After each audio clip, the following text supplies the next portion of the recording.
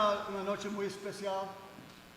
Muchas gracias, Ken, por la oportunidad de tocar música para ustedes. Mi español más o menos. Oh, bien,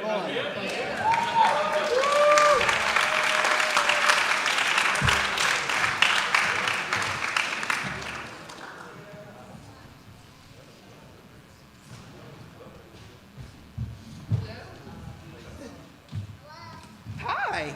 Thanks so much. That was so nice of you. Hi, I'm Abby. Welcome. So great to see all of you here. I, along with Ken Lowy, help lead Hope Worldwide Massachusetts, and we're super excited for everyone to be here, for everyone who is watching, and we thank you for joining us. We know that this is a really delicate day. It is September 11th, and we want to take a moment. I know we took a moment at church today just to have silence and remember. And we want to do that for a moment now, and then we will continue.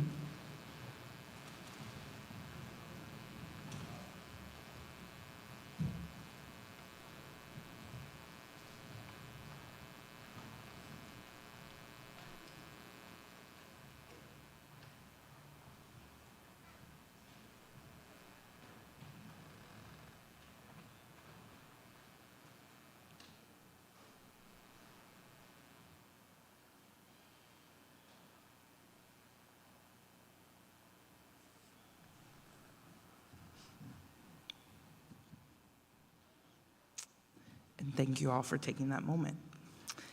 So as we continue on, again, my name is Abby, and along with Hope Worldwide, I'm going to step to the side for a second and talk to you about a nonprofit that a couple of women and I started, Bridget Lowy, or Bridget Koha. Lowy just, she hasn't been a Lowy for a while, but, and Marissa Galeota and I started about 12 years ago. And it all started with a dream that people could have basic education wherever they are, and that we could reach people with disabilities especially. We happen to work in Ghana, West Africa, and there's a number of reasons for that, including the connections that we had, who we are as individuals. I'm Nigerian American, so West African American, and so that spoke to me. I also happen to have nieces and nephews who are on the autism spectrum and have Down syndrome, and I know that it's difficult. So I don't want to make it seem like there are places where it is, I think we all have a lot to learn in the area of disabilities and how we treat individuals with disabilities and how we think about education and what success looks like in education in particular. And so the Wawa Project, what we do is we work with the student. We work with a scholar and their families and the teachers around them to think about their path in school. So we are a very, very small nonprofit. We are completely volunteer run. We all have other jobs that we do during the day, but we talk to the scholars and we say, what do you want to do? How do you want to live? How do you want to grow up? And how can we help support you financially, spiritually, emotionally, and mentally? And there's a team of us that think about each different aspect of the student. And that is why we are so small. We have about 9 scholars right now. We had a couple scholars graduate, and they got to a point in middle school where they realized they didn't want to go further, and they really were getting old enough where they needed to find a profession. And so they were able to go, and we were able to help them become someone who does leather works, which is a job that he will do well in and will be able to support himself in society. We had someone else go and wanted to become a driver, another job that can be done. And so we were excited to help them graduate in that way, and that's the work we do. So right now we are partnering with a small school in a city called Yamoranza in Ghana. And they are an incredible group of teachers, of a headmaster who is really connected to the work. He's really connected to his students and wants to see them do great things. And so we're excited to kind of see what happens this year. It's been, for all of us, right? It's been a really tough last couple years to think about how to do the work we do and the people we serve while in the pandemic. And God has opened different doors, and so we're going to see what happens this year. And we're excited to share that with you. You can keep up with us on our website, wawaproject.org, and we're really excited to share more as the years go on. So that's what I had to share.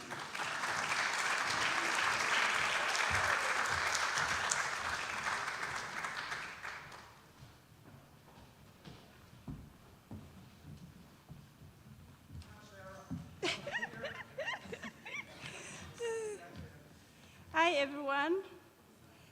Since yesterday, I've been excited to travel from Kentucky to Boston for my first time because this is a place where our dreams were rekindled. My name is Sarah Kimeu. I'm a mother of 3 curious babies and a co-founder of Goga Elementary Library. A key part of my life story is that since childhood, I've been supported in many ways, and it's my desire to give back. Growing up in Goga, Uganda, I was the only girl among 8 siblings. For me, formal education was not emphasized. What was more emphasized was house chores. For example, instead of being taught how to read and write well, I was mostly taught how to do housework, such as cooking, fetching water, and babysitting. More so when my parents had to go out of the village to look for money to support us. I would be the one to miss school. I remember I missed school every Tuesday and every Thursday. Although housework and sharing room with my many brothers helped me to be a hard worker and to share, I did not have books or other sources at home or anywhere in the village to inspire me to think beyond housework and exploit my God-given potentials. Luckily for me, one of my aunties realized that this environment was not good for me, so she organized so that I would join a boarding school. However, after 1 year boarding school, my mom could not afford the costs, but another luck struck. My school connected me to a person in Norway who helped me with school fees and other school supplies. Given support, I was able to excel as a student, but more so as an athlete. I would later join Western Kentucky University through athletics and academic scholarships. I've never met that person from Norway, but their active faith has made a huge difference in my life, the life of my children, and that of many others. When I began my small samosa business in Kentucky, it was a great opportunity for me to give back. I decided to use the tips from the customers to support some kids in Goga, in my village, with school fees and school supplies. To be able to reach more kids, many of whom are in a similar situation I was in when I was growing up. My brother Peter, whom everybody at my village has a t-shirt from him.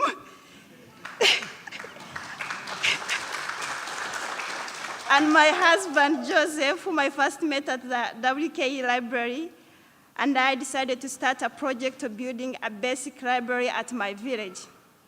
This project we are calling BEAR, the Goga Elementary Library. With support from friends and people of goodwill, we are making a steady progress. I'll give Peter to tell us more details, and we look forward to partnering with you to give a chance to one more Goga kid. Asante sana. Thank you so much.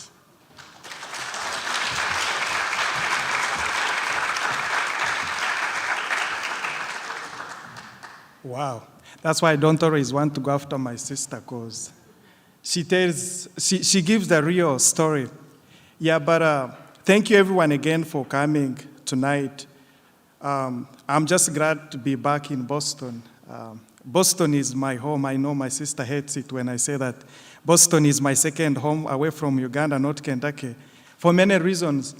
I attended the school here in Waltham, Brandeis International Business School.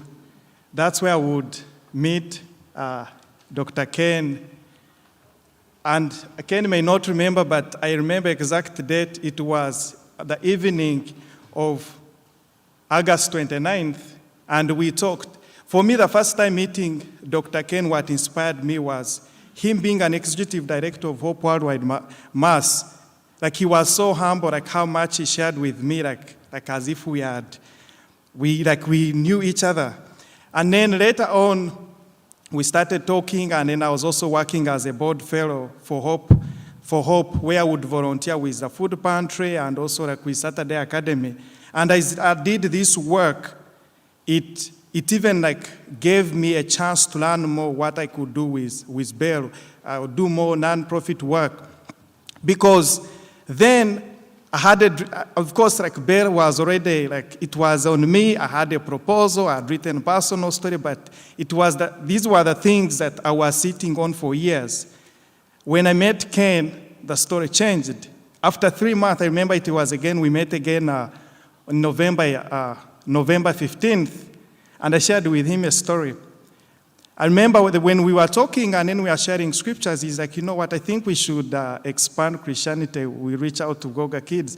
I'm like, you know what, let's talk about Luke 9. Talk about how Jesus knew how to meet people's needs. I was like, before we can preach gospel to these people, we also need to think about how we can transform them. And I was been sitting on this project, so I explained it to Ken. I told him, look, man, we got to do this.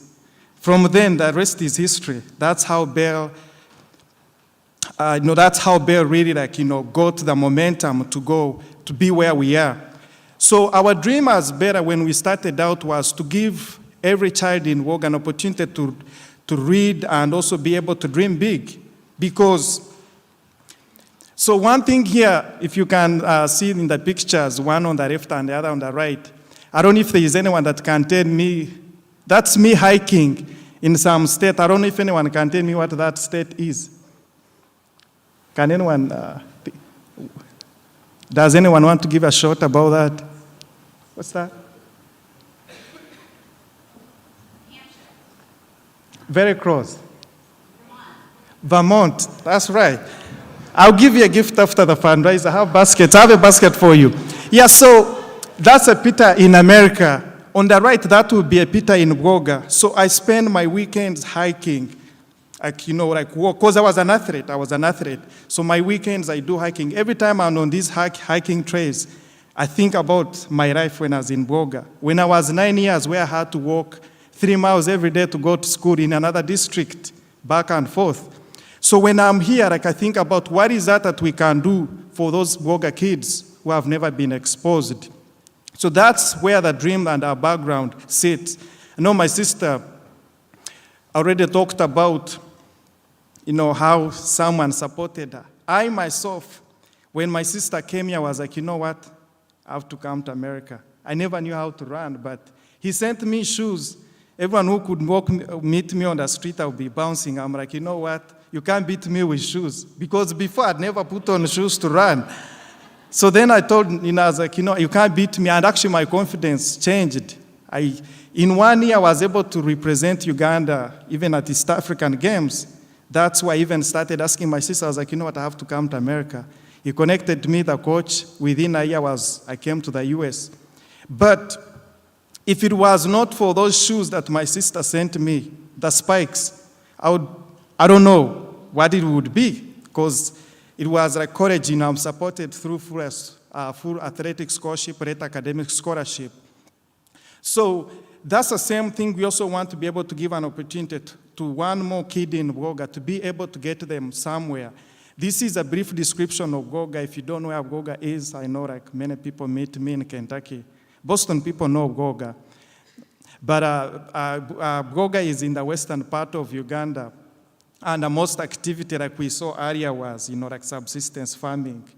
Like saw me carrying a hoe going to dig every Saturday after school. So that's a typical stuff they do. And Goga has one elementary school. And this elementary school you can see from the building, I don't know how to explain it, but it's like outdated, ramshackle. Yeah. So what is this Bell initiative that we are doing in Uganda? So the Bell was, initially we started out to create a resourceful place where these kids can come and learn, be able to be exposed, learn different skills, with the vision at one time we'll be able to transform Goga. I know one time in the next 2 years, what I want to do is that Goga for Christ and a transformed Goga. That's the vision I have.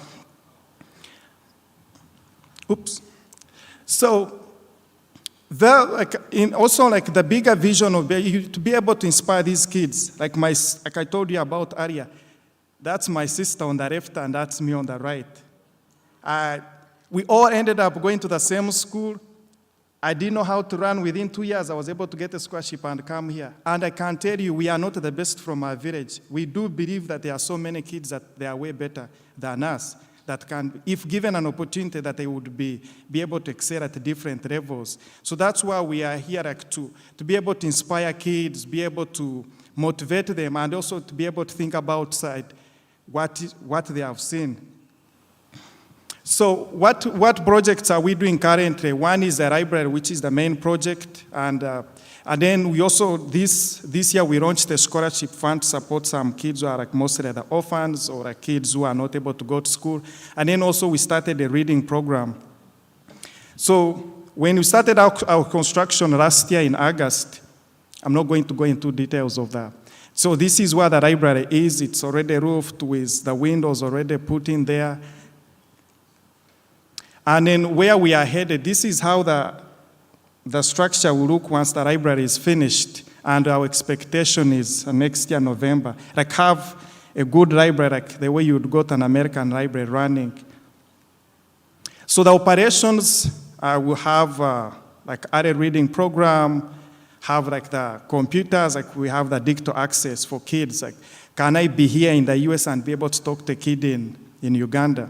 Have the computer lab. And also, we also have to have a multi-purpose room where we are able to train people to run different businesses, and also to be self-sufficient. One thing that my sister said, that if you go to Goga, you find someone either wearing Brigades, Western Kentucky, or like Kentucky University, these schools that we went to. But one thing that we want to end is that I'll give this person a t-shirt. Next time I go back, you need another t-shirt. So the reason for having this multi-purpose room is train people how to make that t-shirt. Go and fish for yourself. So the next program that we are doing, I talked about like the reading program. We had 2 reading programs. One thing is that the growing numbers. See that the first program was in May, and we had 50 kids. This August, we hosted another program, and 230 kids showed up. This shows the desire, the work that we need to do. And we don't even do much advertising. We just announce it like once in church, but these kids want to come and learn. And that's what we want to keep growing in Goga.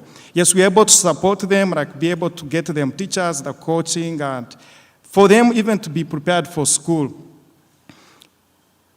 Then the other program that we started was a Bell Scholarship Fund. We launched it this year in January. And our target for this year was raise 15,000. And that 15, it's not that we are going to spend it this year. That 15,000 US dollars can support these kids for the next 3 years with their school supplies, school fees, and everything. They just have to go to school and study. But there have been so many generous people. This far, we have already raised more than 8,000. So, and then we are supporting 11 children, and we hope to continue growing the numbers.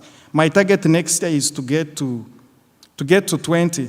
If I can get to 20 right now by next year, I will be good. I can sleep happy.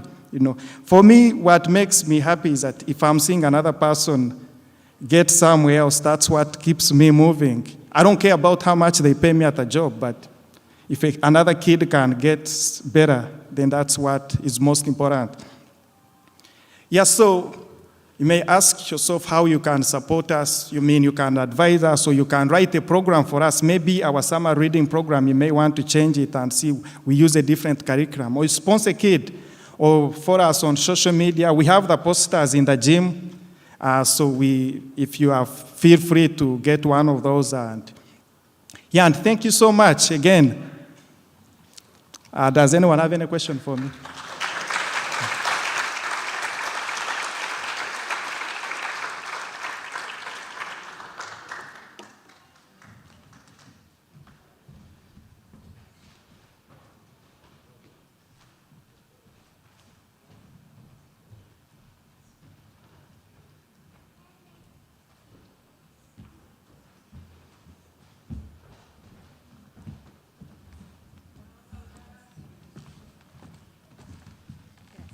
I just want to say something, how fantastic that program was for the Uganda work with Peter and Sarah. Let's give them another round of applause for that.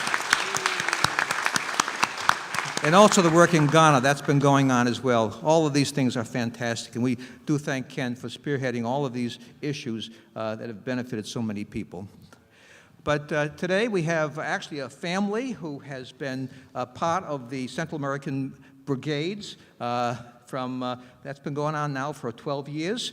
Marlene was a former director in San Pedro Sula, where they began. Her son Christopher's here, a young man who continues to serve, including the time last month, actually in July.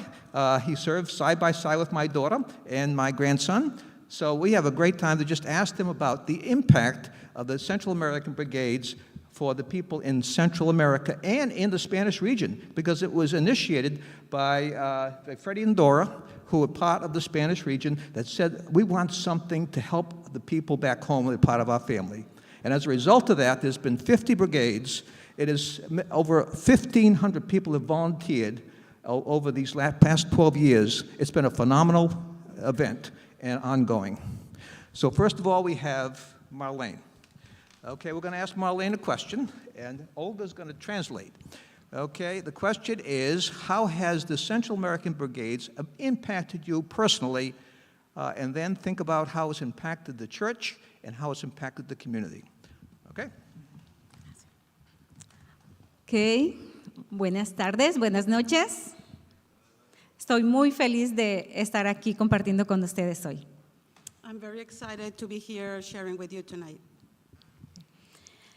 Voy a comenzar contándoles el impacto en mi vida personal en las brigadas.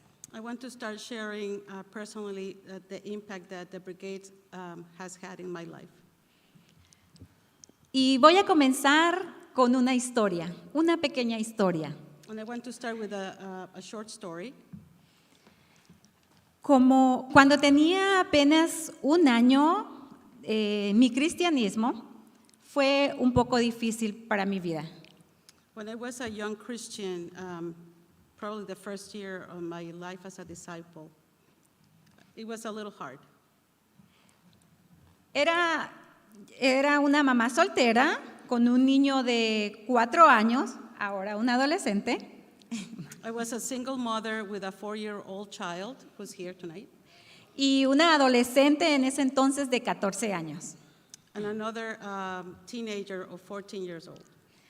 Pero la situación difícil en ese momento, en una de las brigadas médicas, realmente era la enfermedad de mi abuela. But one of the hardest things at the time was the illness that my grandmother had at the time. La llevé ese día a la brigada teniendo la esperanza de poder tener medicamento para ella o si podían darle algo para que ella se recuperara. So I brought my grandmother to the brigade hoping that she would get medication to ease the pain. Pero resulta que los médicos se dieron cuenta que la enfermedad de ella era terminal y que tenía pocos días de vida. But the doctors noticed that her illness was terminal and that she wasn't going to last for a long time. Algunos médicos me llamaron y me dijeron cuál era la situación de ese momento y varios de ellos tuvieron mucho amor conmigo y pude sentir su empatía. So some of the doctors, they called me later and they explained to me the situation, but I could feel their love and empathy. Pero principalmente en ese momento hubo una joven, una chica. Me di cuenta que ella apenas estaba saliendo ese año de su high school. Estaba pensando en ir a la universidad. But I noticed there was a young girl, she was a senior in high school at that time. And afterwards, she wanted to go to college. Y ella vino hacia mí porque ella supo la situación de ese momento y me dio $40. And she learned about the situation and she gave me $40. Era todo lo que ella tenía en ese momento, porque ella supo que hacía falta medicamento para completar, porque en la brigada ya no había más de lo que me iban a dar. And the $40 was the only money she had left, but she knew that there was money needed to complete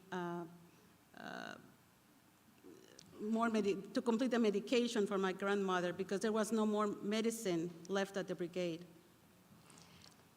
Acepté el dinero, compré el medicamento que faltaba y siguió. Mi abuela estuvo con nosotros 2 meses más después de eso. So I accepted the money, and my grandmother lasted 2 months after the brigade. Toda esta situación después me hizo pensar en el amor que Dios me mostró en ese momento. So all this situation made me think about God's love. Y quise que Dios me usara a mí como usó a esa chica. Quería que yo poder dar algo de mí. Yo pensé, ella dio todo lo que ella tuvo. Yo quiero dar todo lo que yo tengo en este momento. So I wanted to be used the same way that God used this young girl. What can I give to others? What can I do with my life? Y estuve pensando, ¿qué tengo? ¿Qué es lo que puedo dar? Y dije, tengo tiempo, puedo dar tiempo. Empecé a ver las vacaciones en mi trabajo, pude tener esos tiempos para cada brigada que podía yo poder ayudar tiempo completo y también parte en la iglesia de San Pedro Sula en la cual yo pertenecía en ese momento. So what could I give back? So it was my time. So I could offer my time, and I started planning my vacation time around the brigades and to participate, but also how can I help the church in San Pedro Sula. Esto me hace siempre pensar, Dios me amó primero, ahora yo quiero amar a mis prójimos y a mis hermanos. So that makes me think that God loves me first, therefore I want to give that love to my brothers and sisters and my neighbor. Y es lo que siempre me ayuda en las situaciones difíciles, en las situaciones en donde me siento baja espiritualmente, pienso, no, Dios, Él me amó primero. And this is what helps me go through in difficult times, that God loved me first.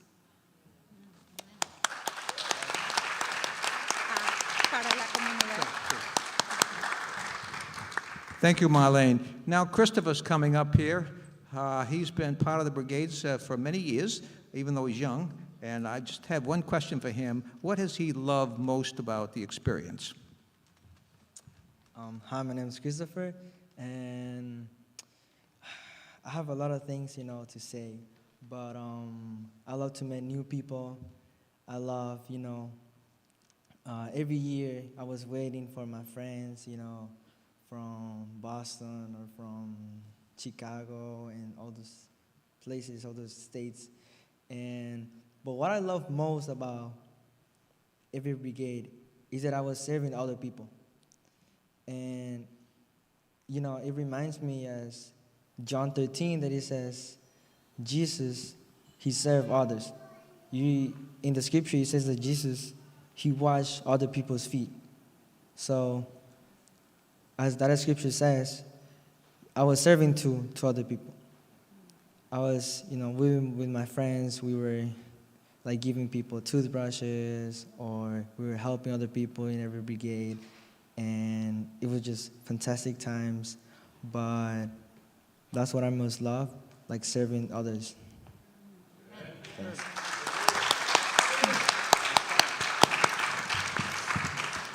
Thanks, Christopher. He's a wonderful young man, a great influence.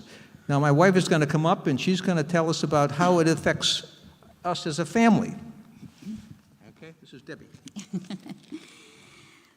Well, this is a little emotional for me. I was having a hard time even getting through thinking about this because the Brigades have been such an important part of our lives for the past 10 or so years.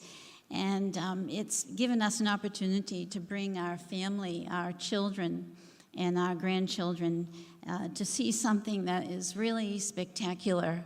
that you can't see just going to another country and visiting. So how has it helped our family? Basically, in the first way, it has helped, being part of the Brigades has helped change us. It's just 3 days, but let me give you a little snapshot of what we do in 3 days. We visit 2 communities the first 2 days. They're very, very poor communities. And on the 3rd day, we set up medical clinic. And when I say we, I mean the Honduran church mainly, and all the volunteers like Christopher and Marlene, who give a ton of time just to serve on the Brigades, and they serve during the year as well. But and so on the 3rd day, we set up the brigade, the clinics in the church to serve our brothers and sisters. Now, I'll just give you a little snapshot. On the first day, we go to a very, very poor community. We set up in a school, a primary school. And it always hits my heart because this school, you can't even think of your children going to the school because there's no equipment, there's no paper, there are no computers, there aren't even enough desks or chairs, and even with the setting up a medical clinic, we have to look for chairs that work, and it's also very hot. I mean, Honduras is very hot, and we're working hard all day. We are wearing masks, and even the lab machine fails because it's too hot to do the lab test with the lab machine. But in spite of those conditions, and I think, I'm safe in saying that most of us would be complaining. I know it's very tempting to complain and grumble, but there's no complaining, no grumbling. There's a sense of humor, lots of smiles. Chris worked with my daughter and my granddaughter, and they kept coming back at dinner time at night saying, wow, there's this teen, his name is Chris, and he's serving, and he's just working all the time, and he's cracking jokes, and I said, who is this? And I finally, because I was working in a different area, and I finally went down to see him, and realized that this was Chris from when he was like 6 years old, and still there serving and making a huge impact on my daughter and my grandchildren. It's like they lived out Philippians 2:14 right in front of us. And then the second way that the Brigades have helped us is just the influence on our kids and our grandkids.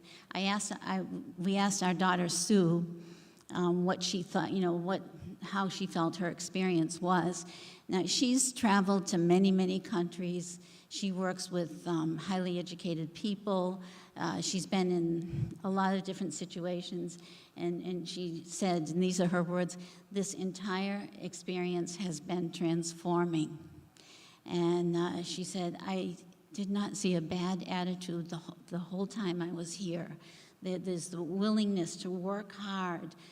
Every time, you don't have to ask anybody to help. They've asked you how they can help the brothers and sisters there before you ask. There was no complaining. And she said my kids felt accepted and not judged. And you could tell because my granddaughter was 13, grandson 16, and they just joined right in. And the teens initiated with them. So basically, in 3 days, there are so many opportunities to see the gospel lived out in real time, and that's what happened. It's just made an impression on us and our kids to live better and to live for other people.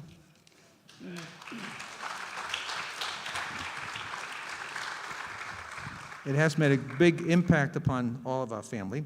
and, but also the volunteers. And one of the great things is our Spanish ministry here, and Ugo has been a volunteer, and he's going to give us a short summary of how a volunteer is helped in the experience.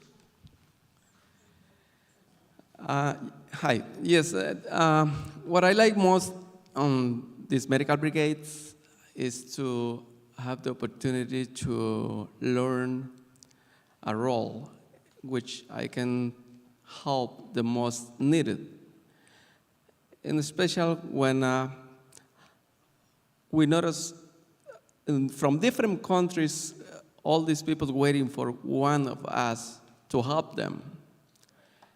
And, but that requires to have a wild heart, and the most important thing is to get involved. And what I like most in one of these medical brigades too is a special one when I went to serve, is to meet a beautiful woman. Her name is Marlene, she is my wife now. So, and that's I would say, the most important impact from these medical brigades, special for my life. Thank you.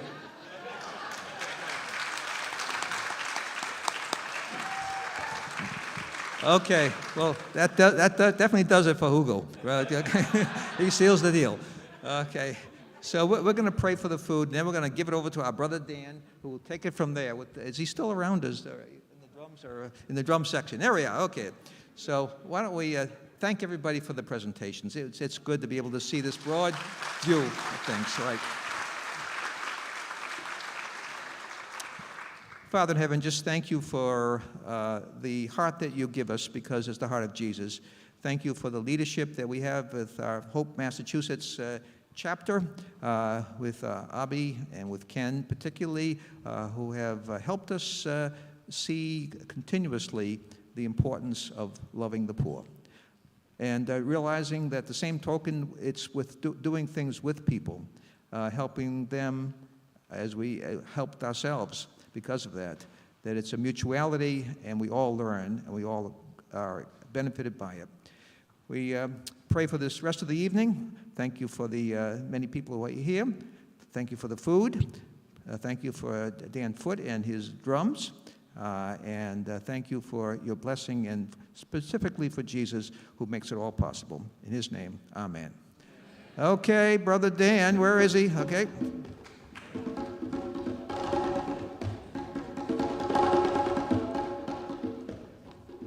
¿Están listos? Ok. Bienvenido. Vamos a tocar música latina. Okay, we start off with some music from Africa. We're going to segue into música latina. And I'm going to teach you a cha-cha-cha. All right? It's muy fácil, very easy to do. My lovely wife Penny is going to be my assistant, so I'm going to give you a quick tutorial on just basic Latino 101. The food in there smells incredible, looks incredible. My Spanish is más o menos, I'm going to do my very best, because Javier said, oye, pelado, púrate, yo tengo hambre. I'm not sure what that means, but, you know, maybe someone translate later. All right, so if you, I don't even need that. I don't need the mic, right? Okay. I have more drums than people, because Roger Lamb said, be prepared, in season, out of season, so I'm ready. I have over 200 instruments. So if you want a drum, aquí está. Very simple. If you can walk, you can play drums. Feel close.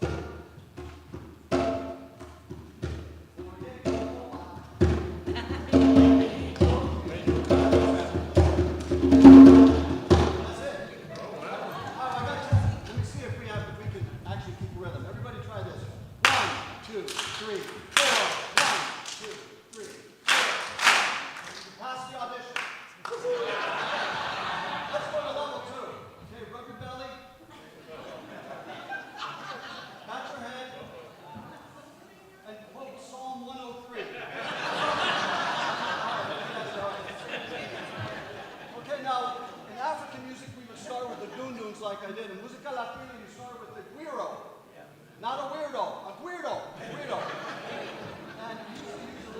palito like this, and you play long, short, long. So there's about 7 of these. So if this instrument speaks to you, come up and grab one. Long, short. That's it, all right? You also have this little comb here. In between gigs, you comb your hair. All right, that's the güero. We have some shakers. And we have maracas. All right, we have a kielbasa. Not a kielbasa. Kielbasa is a sausage. It's a kielbasa. You hold it like this as if you're opening a door.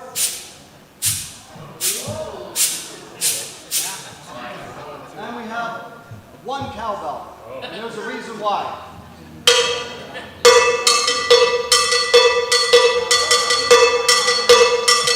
It's loud. So I have 150 in my house, only 1 comes to the gig. So if you feel the Spirit of the Lord has blessed you with the ability to play cowbell, then I trust your judgment. Here it is. And finally, we have a lot of tamarines. So if you're from Brazil, you might talk it like this. If you're from the Middle East, you might play like this. If you're classical orchestral. If America, hey, hey, we're the monkeys. Whatever level you feel like you want to try, there's plenty of this over here. And of course, my favorite, los bongos, okay? Bongos are very small, use your fingers.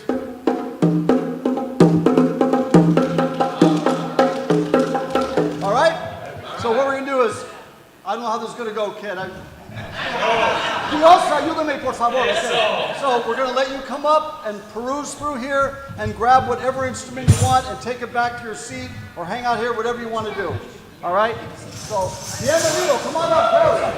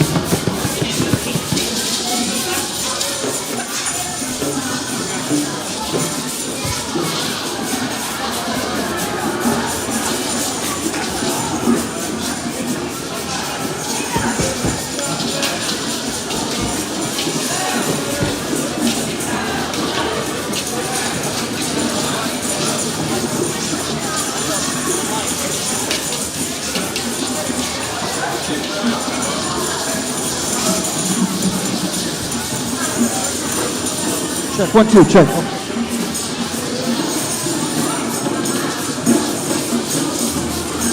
Check, 1, 2.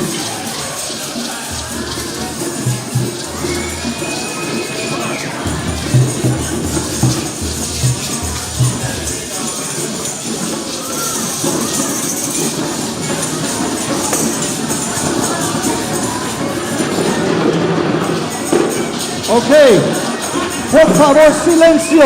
1, 2, 3, silencio. Okay, yo voy a hablar Spanglish.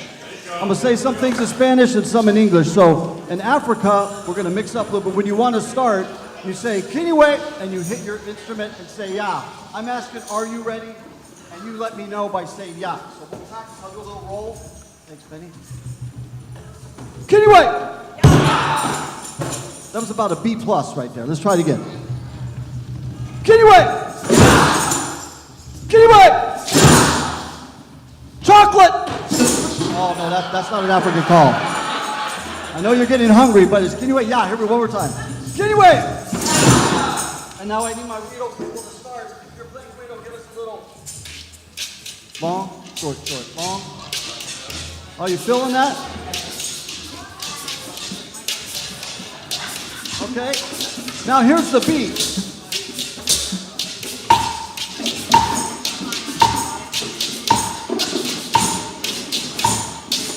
All right, we're getting a rhythm. There's a little rhythm there.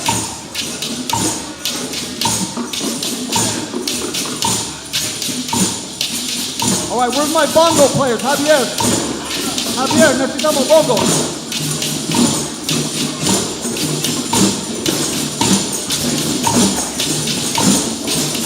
All right, CK, keep going.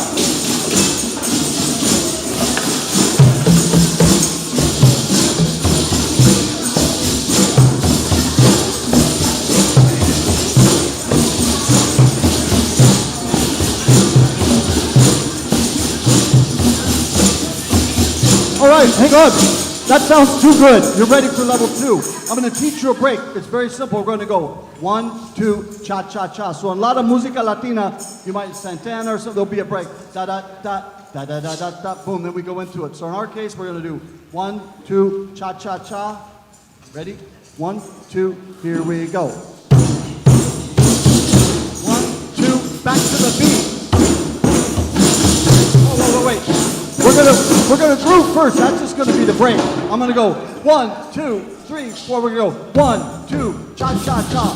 Quiet, 2, back to the groove.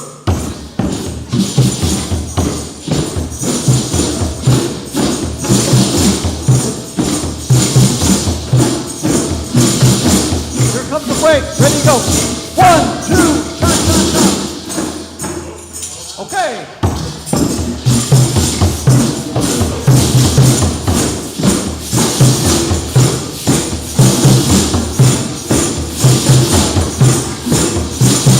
One, two, use the break. 1, 2, cha cha cha. 2, 3, here we go.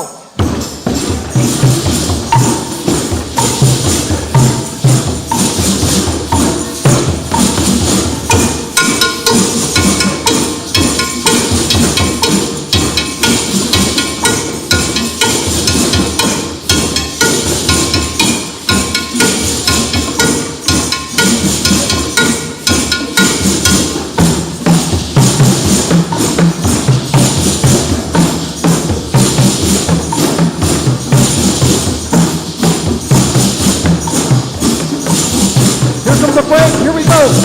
1, 2, cha cha cha. Here we go.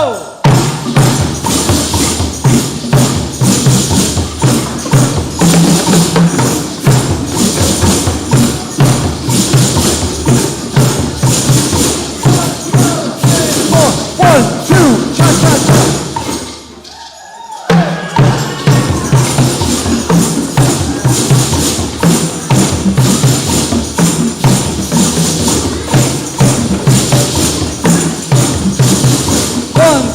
Here's the break. 1, 2, cha cha cha.